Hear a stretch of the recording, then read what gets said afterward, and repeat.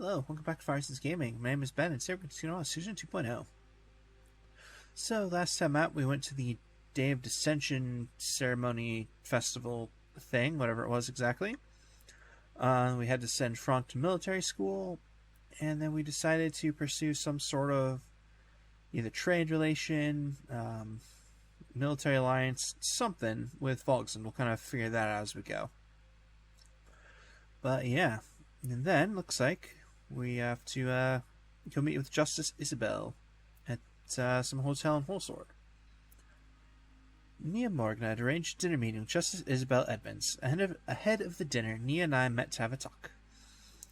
We settled on a table on the second floor of Le Papillon, a world-class lesbian restaurant in downtown Holsword. The whole floor was reserved for us, and the music coming from downstairs was enough to guard our voices from potential eavesdroppers. I still can't believe Sol came to the vote. I'm sure he's also pressured the justice of the court right after that win. I can't speak any sense into them. What about Justice Edmonds? Do you think we can sway her? Yes, I think she's our best bet. We have a meeting with her now, after all. She's not openly protesting against the old guards, but she has told me about her concerns about them. She's certainly open to dialogue, but also skeptical. She seemed to be scared of the potential purge against the court.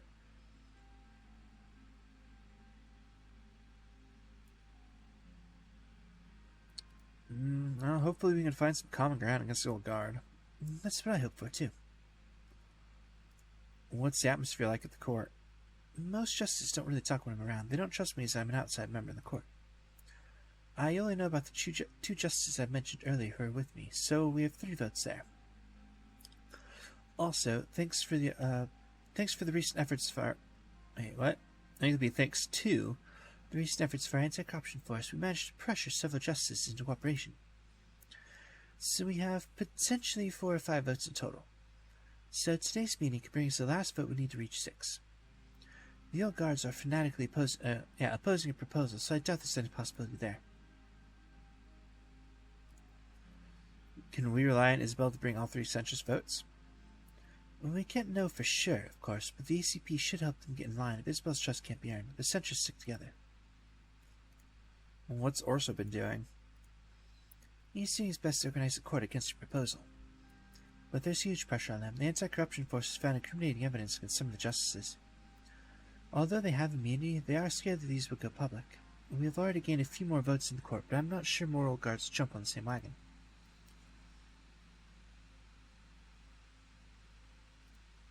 Oh, thank you for your efforts with the anti-corruption police. And thank you for sending the order, Mr. President. The efforts are bearing fruit. Well, let's talk about our next steps. Well, the next step is speaking to Isabel, making sure she votes for the proposal, but also the waiter approached us in bowed respects. Did you decide on the entree, sir? We have a guest coming. We'll wait for her to order. Of course, sir. I'll be around. He went downstairs again. Nia took a sip from a glass of water and looked at me.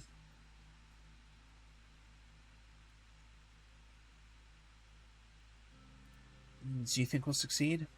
Yes, I believe we're in a good position now. The anti-corruption force helped a lot. We only need either Isabel or Heron's vote. She smiled. Come on, Miss President, don't overthink this. We just need to focus on Isabel. But anyway, she took another sip from her glass. So, how about you? How have you been holding up?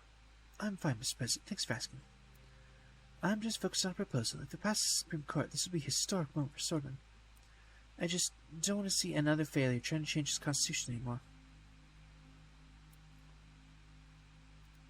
Me neither, Mrs. Morgan. We have to make sure we succeed. I've done my best so far, Mr. President. It's up to you now to persuade Isabel. She's the last remaining piece of the puzzle. We are close to finalizing it, but the idea alone is enough to make me a little stressed.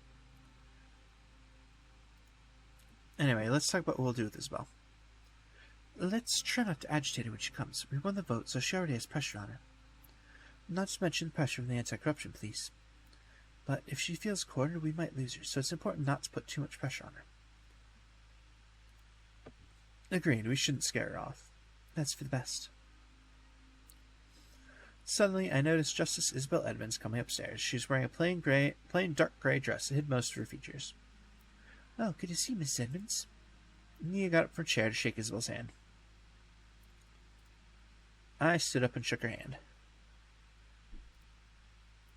Mr. President, good to see you.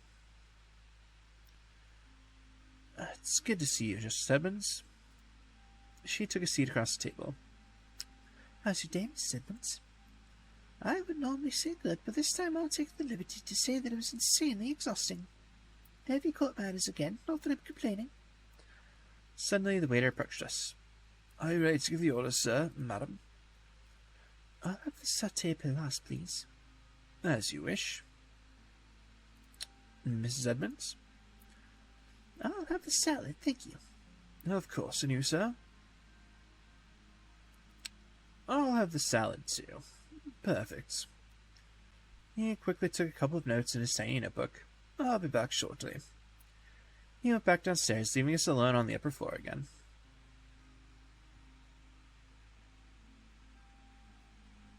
Okay.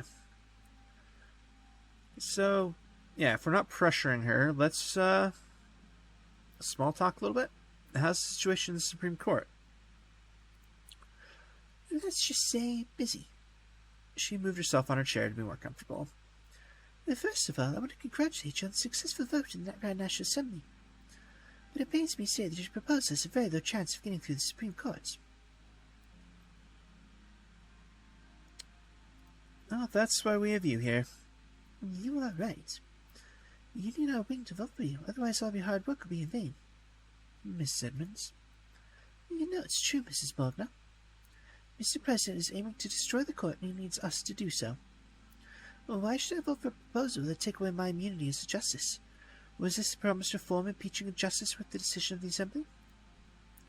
The same Assembly that your party controls, by the way.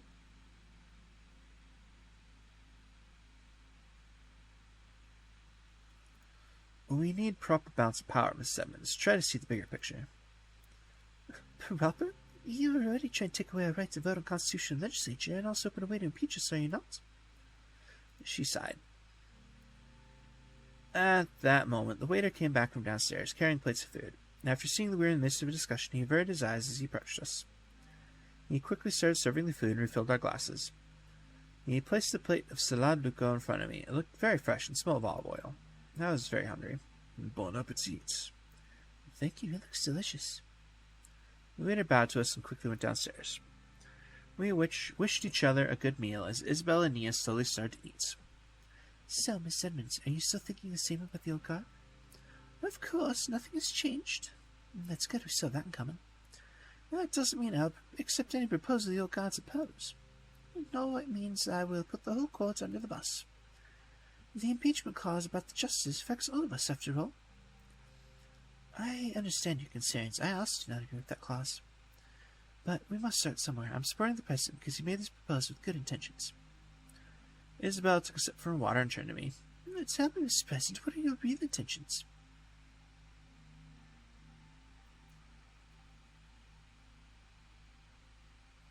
Oh boy, let's see. I guess let's go with the will of the people. I'm trying not to lose the support of the people. This is their will. Then why would you not include a decree in our election threshold that everybody outside of your own party finds ridiculous? Maybe you only care about a certain part of the population, Mr. President.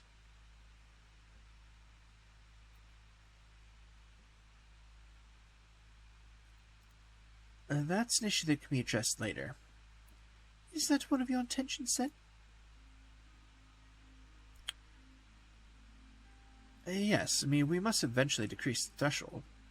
I see. Well, let's say this proposal goes through. What will be your next move?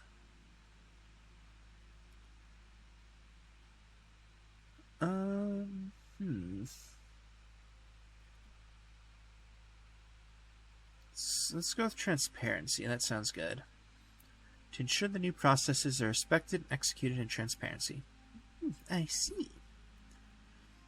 Isabel took another sip from water and looked at me without saying anything. Obviously, we want to go for a unity thing. Mrs. Edmonds, please help us choose victory. We have to be together in this. Perhaps that is the way we must take. can you explain me one thing? How come you think that the Supreme Court's right to vote on constitutional amendments is a major problem with such priority? I thought we were... I'm asking the President, Mrs. Morgana.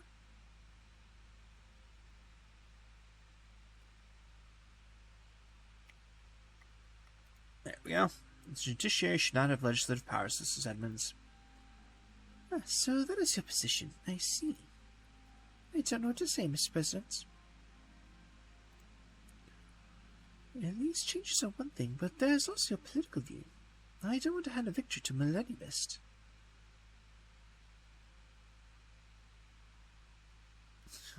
I don't agree with that. I am no millennialist.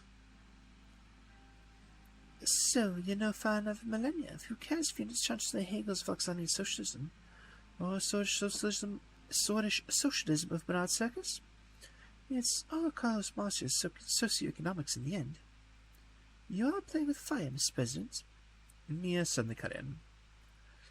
If we were to come back to the point of unifying against the old guard, I want the old guard gone as much as you, but I am torn about this proposal.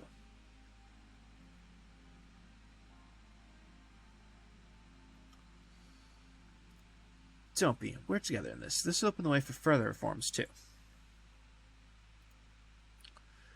Mr. President, I am also wondering, if you were in Saul's position, how would you have structured the Supreme Court? What did you believe is even its role?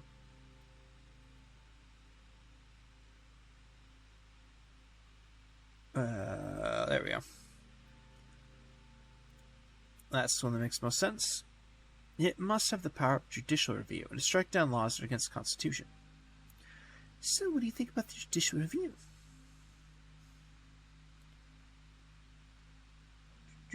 The Supreme Court should limit the checks and balances. There we go. That's what I'm trying to say here. It plays an essential role in ensuring that each branch of the government recognizes the limits of its own power. Yeah, precisely. I'm glad we agree on that.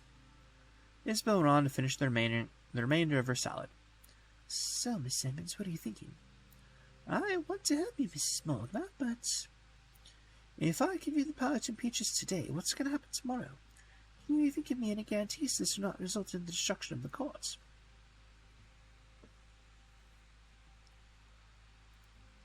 As I said before, it's only a safety mechanism for threats like the old guard.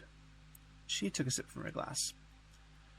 Well, I actually have to say this too. I'm really surprised at the proposal abolishing the Member of Honor title. I support that part. Tell me, are you planning to put Soul on trial?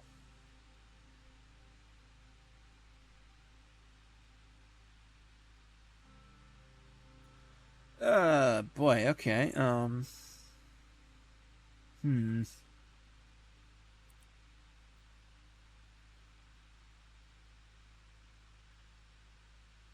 Oh boy, I don't know what to say here. I'm just gonna say I have no such plans because I legitimately don't know what I want to do. So we're gonna go with that. I have no such plans. The important thing here is now you'll be a regular sort of citizen. I see. I also like that the proposal introduces term limits. That's another good point. Anyway, I don't have much else to say. You've decided then. Let's see. I don't really want to say anything extra pressure, so I'm just going to say silent. I waited for her to continue. I think I can get behind this proposal. Thank you, Mrs. Edmonds.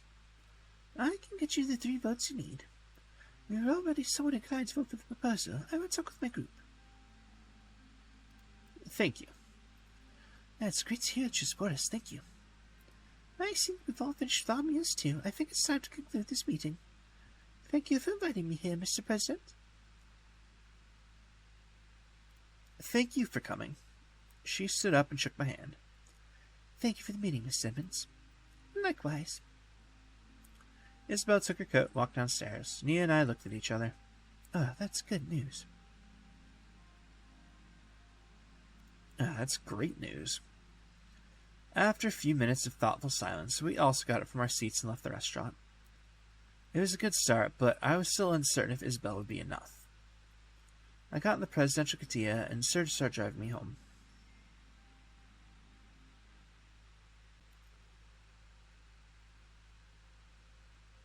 Nice, okay. Oh, there you are. Let's see here. I guess we're going to reach out to Justice Heron, even though Nia literally just said we don't really need him, but that's okay. Let's see. The vote of the Supreme Court draws near. We need to sway Justice Heron Garachi to maximize our chances of winning the vote for the new Constitution. After the initial rejection, we could bribe him, send Lucian or Nia to convince him to enter the negotiation table, or just outright ignore the justice. I mean, we should be just fine. I don't really want to deal with him, so we're just going to ignore it.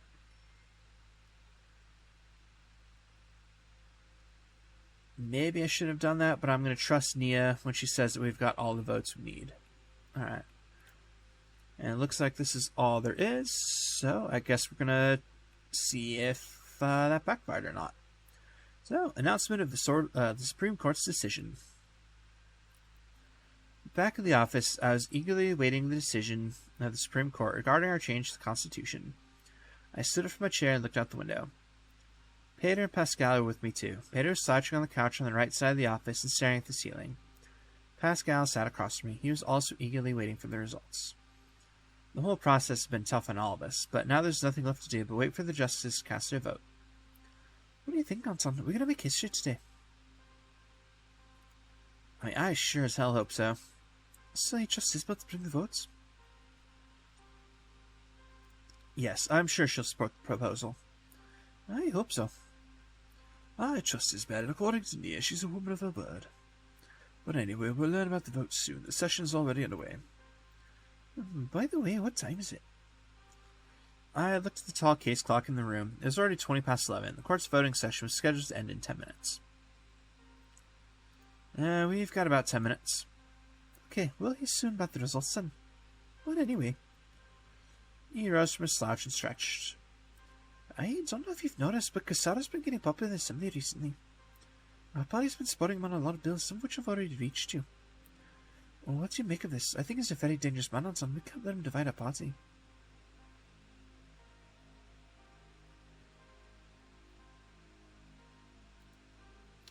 I agree. We have to watch him closely. Yes, the party only holds 40 seats, Anton, yet he manages to pass bills. That man is trouble. Maybe we shouldn't allow our party to be so generous with what they support. Suddenly, Olivia entered the room. In her hands was a large object wrapped in straw paper. Good evening, Mr. President, Mr. Benoit. Am I interrupting you? No, please come in. Is there a problem? The chief just sent you this. She showed me the wrapped object. No, what is it? I don't know. A painting? I'll just bring it to you. She walked up to the table and gave it to me. I immediately started to remove the wrapping to reveal a framed photograph. It was an old black and white photograph of Tarkin's soul posing on a destroyed tank in a Holsworth Square. The building behind him had thousands of bullet holes on it was clearly readable, and the clearly readable slogan, "Victory's Close," was written on its walls. The date, 14 March 1929, is written in the corner with a black marker. I turned to Olivia. Did Orso say anything to you about this? No, but he's obviously trying to send you a message. Hi, Olivia. Noticing Peter on the couch, Olivia reddened slightly. She gave a small wave, which Peter returned.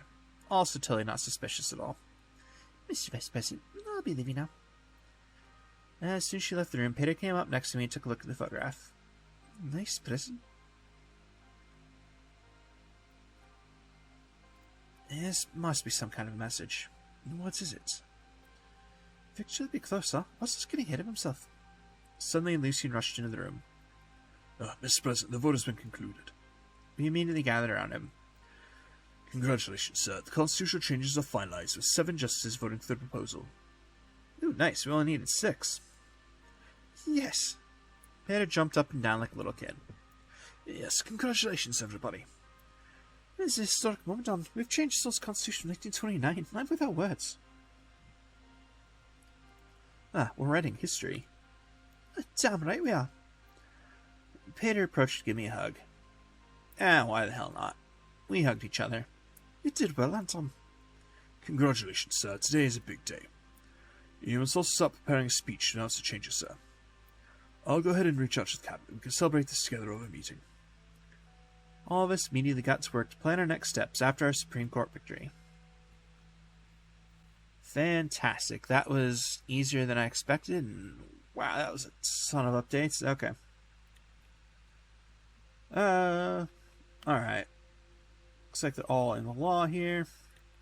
So we've got Constitution amendments require Assembly, honorary membership abolished, justice impeached by Assembly, 2-term limit, presidential decrees require Enabling Act, appointment of ministers requires the Assembly, president impeachable by the court and the Assembly, presidential vetoes can be overruled. Cool, that's a lot of things there. Got something in the Codex. Former presidents, Tarkin Sol. Oh, it's probably just saying he had his Member of Honor thing revoked, I'm assuming.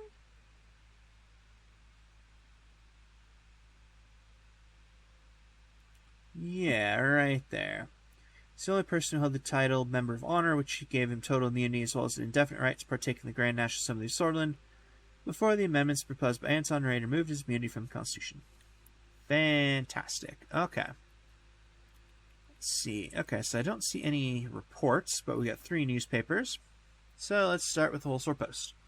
New Constitution. After the Grand National Assembly's approval of the proposed changes to the Constitution, the Supreme Court also voted in favor of the new Constitution on Friday, making the changes official.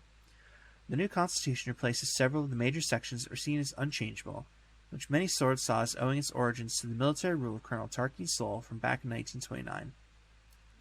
One of the key changes was taking the Supreme Court's vote on constitutional changes, allowing the Grand National Assembly of Swordland to make changes to the Constitution without the Supreme Court's approval. This is a triumph for all Sword citizens who love democracy and want to change, said Franz Richter. Although some observers expressed disappointment that the new changes do not reflect the will of the people, many USP supporters react with jubilation in public spaces across Swordland on Friday night. Cool. Swordland today, the much-awaited changes here. New changes to the Sword's Constitution are approved and made official by the Supreme Court on Friday. The biggest change is probably the new constitutional amendment process, which would not include the Supreme Court's vote in order to make the changes to the Constitution, giving the Assembly the proper legislative power it deserved. The Constitution also brings limits to the previously absolute presidential vetoes, allowing the Assembly to be able to bypass the President's decision if they gather enough support. These much-awaited changes are celebrated by millions of Sword citizens who flocked to the streets in support for the new Constitution. While some of the opposition talked about their concerns, most of Swordland is showing their support for President Rain, who managed to succeed in the unthinkable, changing the Constitution of Tarkin Sol. Cool. And from Lucky of Times, what will happen to the court? Many are asking what the new changes to the Constitution will mean for the Supreme Court. Recently, the government passed legal amendments that changed the way the Supreme Court is structured. According to the new Constitution, on the legal grounds of unconstitutional behavior, a justice of the Supreme Court may be impeached by 2/3 majority in the Grand National Assembly of Swordland. Subsequently, the justices will no longer enjoy absolute immunity and will be able to be impeached and tried for unconstitutional behavior.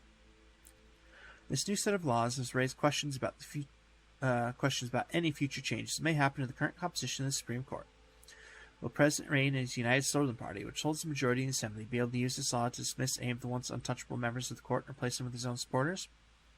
Whatever the case may be, we are all wondering what will happen to the Supreme Court and the new balance structure that may be formed in the government. Cool. Oh, geez, don't go there. Alright. So let's head back to Whole Sword for a cabinet meeting on the results of the votes. Lucius stood upright, holding a large folder of files under his arm. He bowed in acknowledgement. He looked exhausted. The cabinet is gathered in the White Room, sir. The Vice President will be opening the session soon. We can go in wherever you're ready.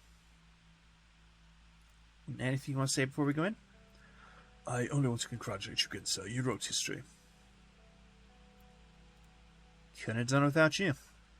He slightly bowed his head. He gestured to the door. I think we should go, sir. Vice President Vectrin must have started the session already. Loosen out the door for me, and we both left the office for the White Room. When we entered the room, Peter was speaking to the cabinet members who were already seated around the table. As soon as they noticed me, they all stood up. Good day, everybody. Please have a seat. Peter turned towards me. Everybody except him took their seats. He stood right next to my chair in the middle. And here's our president. He held up my chair for me to sit down and smiled. Please. I sat down. Peter walked to his seat and spoke, still standing. Ladies and gentlemen, we are here to discuss our current status and plan the remaining of our term. I know that some of you have had your concerns about our style of governance so far. There'll be time to speak about these in the meeting today. But I must also thank you for all your hard work so far. We are very lucky to have a team like this. All of you have been invaluable to this administration. Lilius grimaced at his remarks. Having said that, now we have reached a critical point of our term. We are nearing the end. We have successfully made changes to the Lord's Constitution. This is a historic accomplishment. Without this team, it couldn't have been possible. And the Source Constitution has brought us one step to the Source dream. We should be proud for having strengthened our democracy. Our success with these changes has brought with it great support. Our party, which was divided at the beginning of our term, is finally coming together once more. So, let's start the meeting with a brief look at some reports. He fumbled with the stack of papers in front of him. According to the latest polls, people seem to be content about our administration. The public committee has not changed much. He took out a piece of paper in the stack and inspected it. And the biggest concern of the people is the state of our economy. We are still slipping into depression. It is only a matter of time before the people will be hit further. This will have dire consequences for our administration. This is the time to give the best we can for this administration and for Solden. Peter turned to me. I'll give the word to the president now. He sat down. Mr. Vice President, thank you for the opening. Everyone's eyes were focused on me.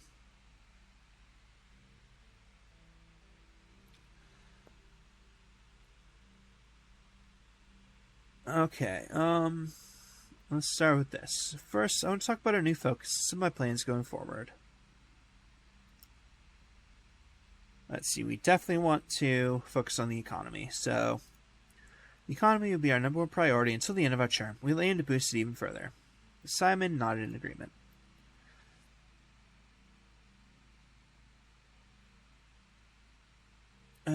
Let's see.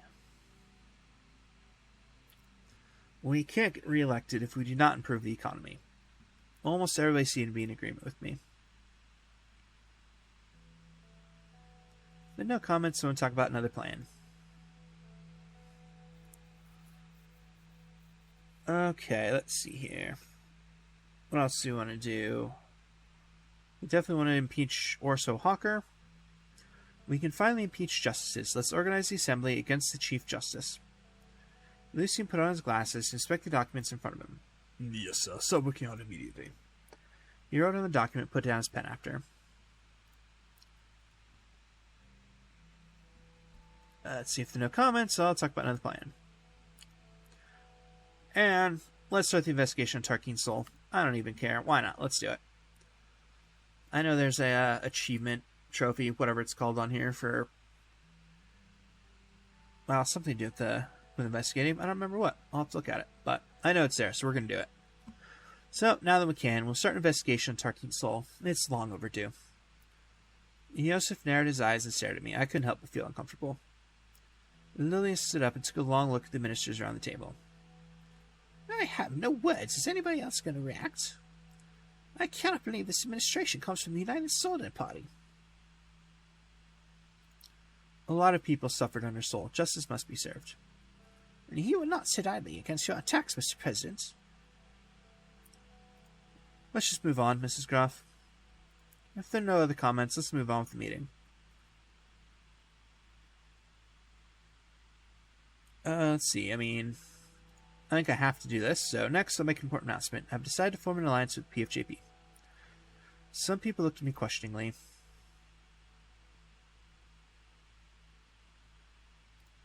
Does anybody have any concerns about this decision? Lilia stood up, because of course she did. I'm sure everybody does, Mr. President. I was against the idea of cooperating with Mr. Richter from the beginning. I think you're pushing our party too far. Yosef nodded in agreement.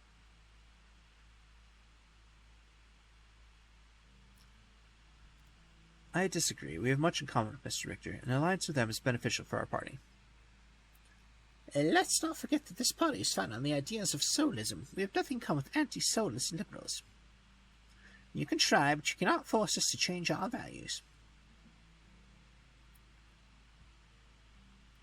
I appreciate your opinion, but the alliance is going to happen.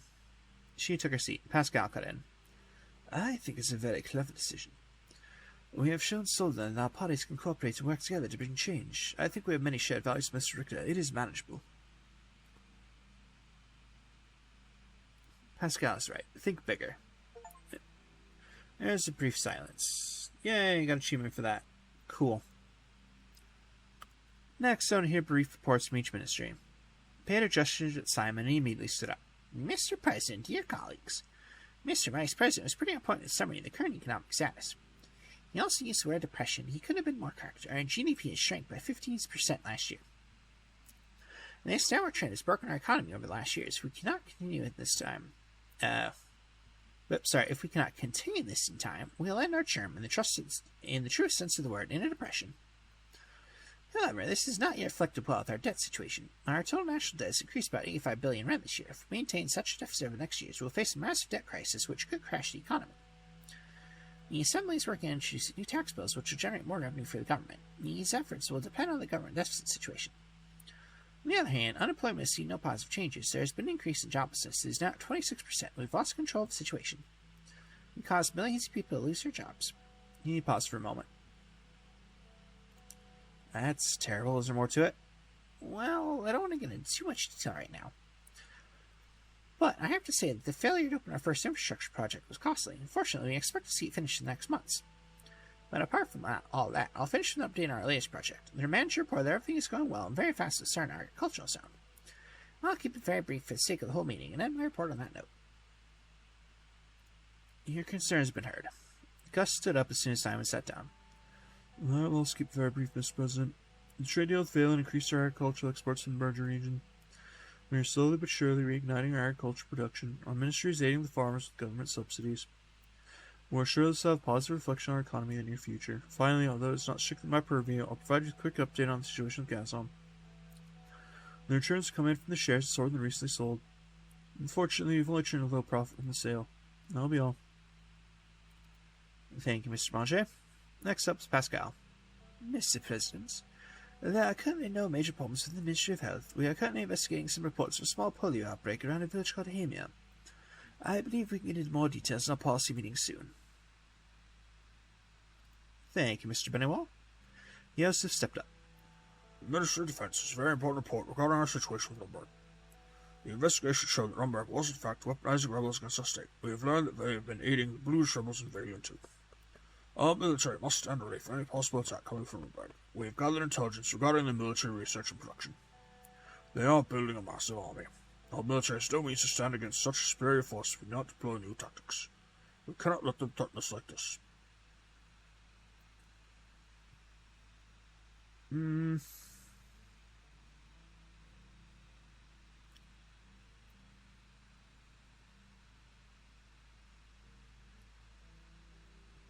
I don't think we should escalate. Let's refrain from sending a response. No, of course, sir. David stood up. Mr. President, Helmut's agreed to begin deal negotiations. We'll begin moving on that very soon. Our relations with Agnolia have greatly improved. Our ministries have scheduled many joint practices together. Cooperation between Valen and Swordland has increased to a new level. However, we're seeing its negative impact with Lesbia. The region is very unstable. With the incidents at Rumberg, Valen, and Hellion, we must be very cautious. We can talk in more detail at our foreign policy meeting. Thank you, Mr. Vichy. Sarah was next. Our ministry is working day and night to improve our education system and increase its accessibility. We have since built around 100 new schools and improved accessibility. We have accomplished a lot with our new curriculum. Our reforms will be greatly improving our output as a society. Lilius suddenly stood up.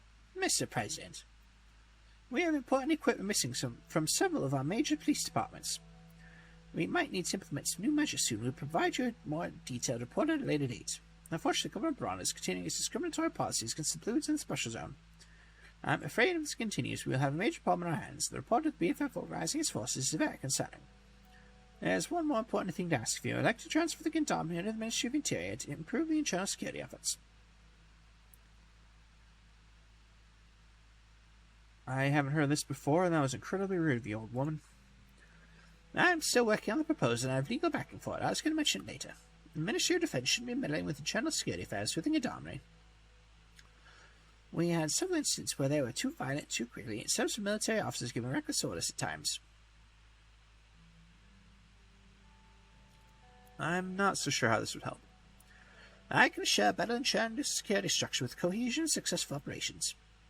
Will you transfer the Gundam to the interior in the future?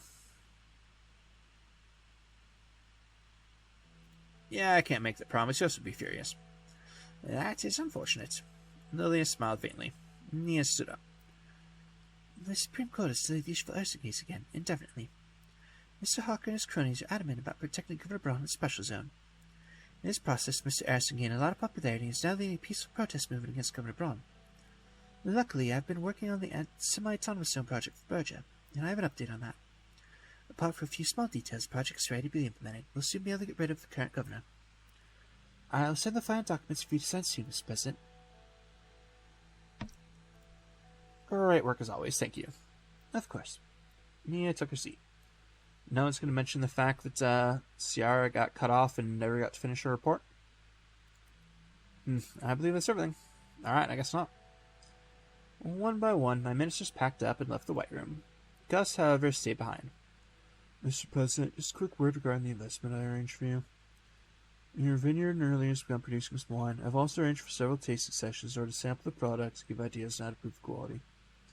In a few years, the vineyard may even challenge its regional rivals, but it will need some further attention to rank amongst Orland's best. That's great news, Gus.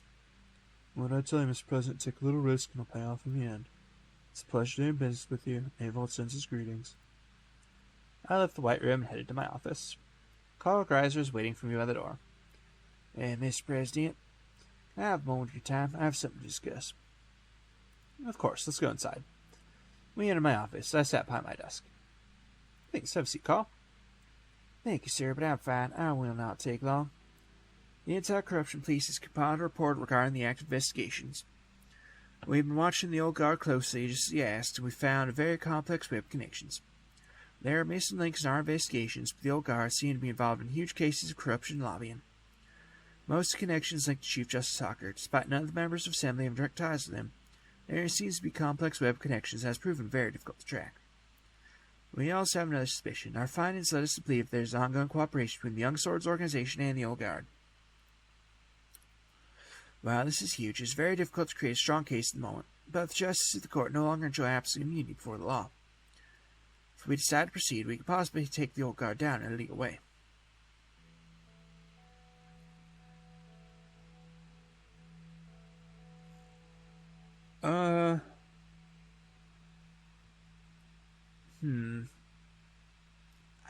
I think I'd rather drop the investigations.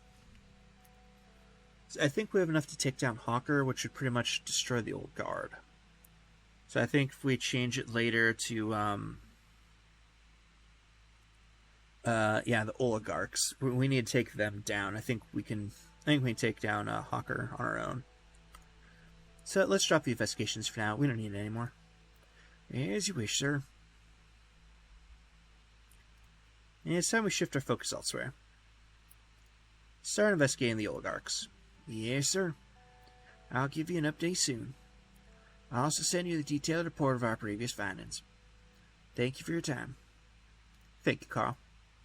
He bowed his head and left the office. The last 2.5 years have gone by so fast. Fantastic. Alright, we got a bunch of newspapers, a couple of reports, and a speech to the nation. But I think that feels like as good a place as any to call for today. So, as always, thank you all very much for watching, and I hope to see you all next time.